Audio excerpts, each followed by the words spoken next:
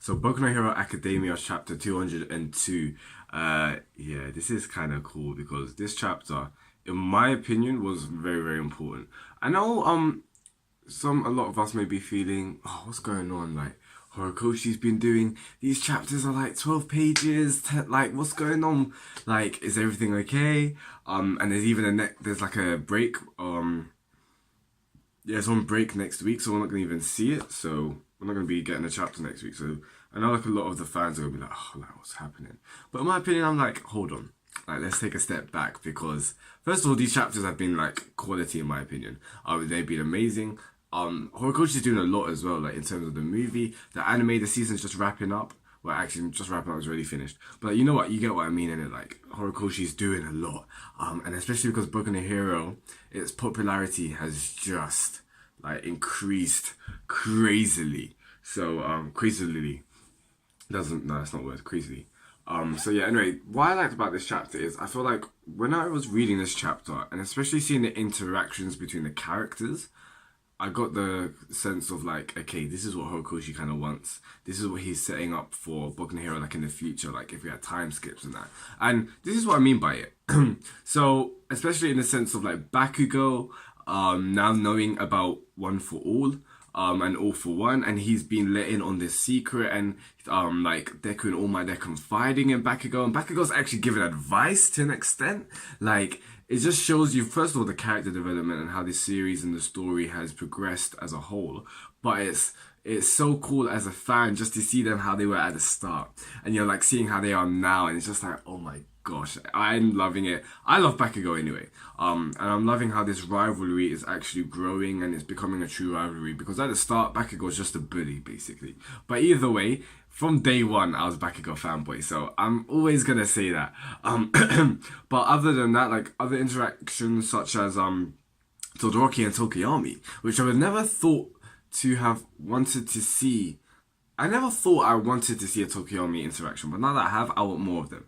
And I love how Horikoshi was using them in the sense of how Todoroki is basically presenting the number one hero and Tokiyami is representing the number two, and it shows you the burden that they have. It kind of shows you what they're gonna learn as well, because the fact that like Tokiyami is learning from hawks, he's been able to fly.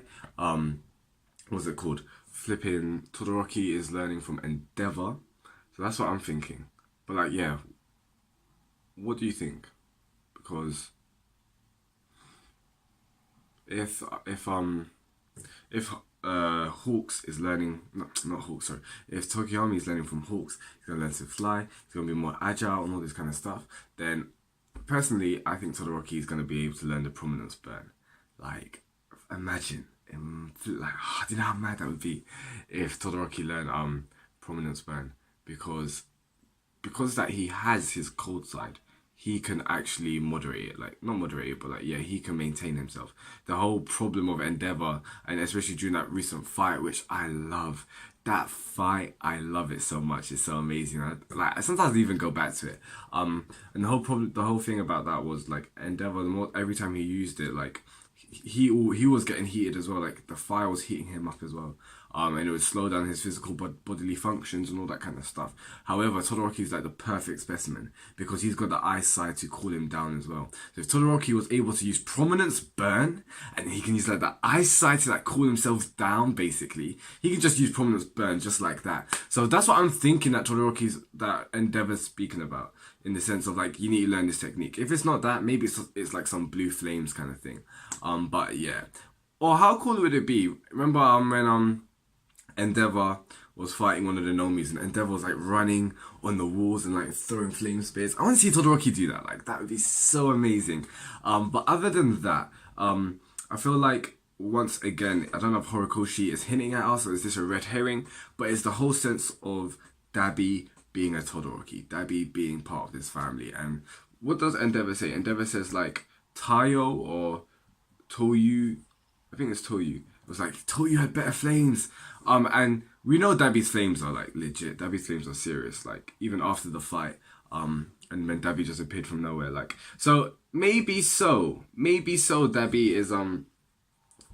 is this Toyu, is this guy, who does possess greater firepower than Endeavor. However, his weak constitution from Ray. So either that he couldn't control like the eyesight as well, or he just didn't get it. I don't know.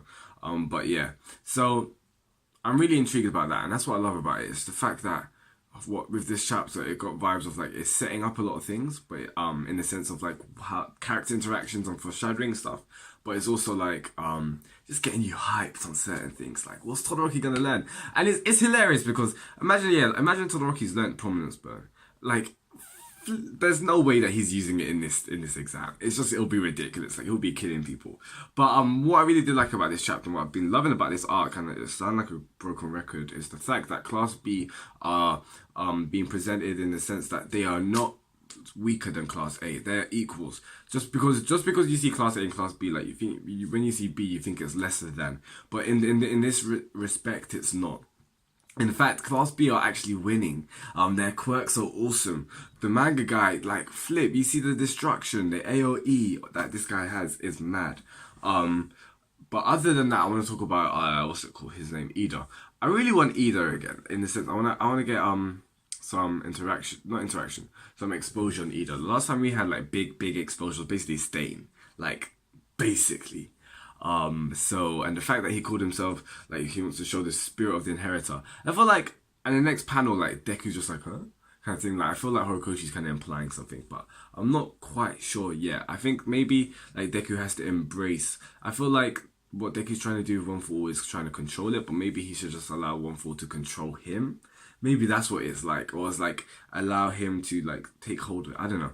But, when I read the Spirit of the Inheritor, I was like, But yeah, either way, Ida, we want to see more of him. And like the fact that his brother's getting better, that's pretty cool. He is, because remember, like at the start, like during the Stain arc, he was just like, I cannot take up this name. Like, I can't be Ingenium. He didn't feel worthy of it. But the fact, if he's doing it now, this is going to be pretty cool. I've been saying this since day one. I don't know if I've been saying it vocally on like my videos or just to my friends and that. I hate his costume. I think it's too clunky and it's too big. I want it to be streamlined, in my opinion. But yeah, it is what it is. I just had to put that out there. But yeah, I think this is kind of cool that we're going to be seeing a bit more of Ida. This is what Horikoshi's doing. I love him as a character. His quirk's amazing. You can do so many cool stuff with it. The fact that like super speed, like speed is really awesome. And it's so versatile. It can be used for like so much stuff. And the fact with Tetsu basically doing a Leroy Jenkins. If you don't know Leroy Jenkins, it's a video with like this guy and it's like they're playing online. It's an online multiplayer game. And everyone's just like, alright guys, we're gonna do this. Yeah, is everyone okay? And this guy just comes out and he's just like, Leroy Jenkins. And it's just like, he comes in and just basically destroys the plan. And everyone's just like, what the hell, man? So basically this is what Tetsu's doing. He's just like, they're thinking, okay, what should we do? And he's just like, you know what? I'm just going to do my own thing. Which is kind of funny. And it really makes me feel like Horikoshi must be so aware of pop culture. Like, I refuse to believe that all the times we get stuff like this, it's just coincidence. Horikoshi knows his stuff. Like, the guy does. So yeah, guys, please tell me your thoughts, what you thought about this video, review. What you thought about the chapter. What did you think about this chapter in the comments below?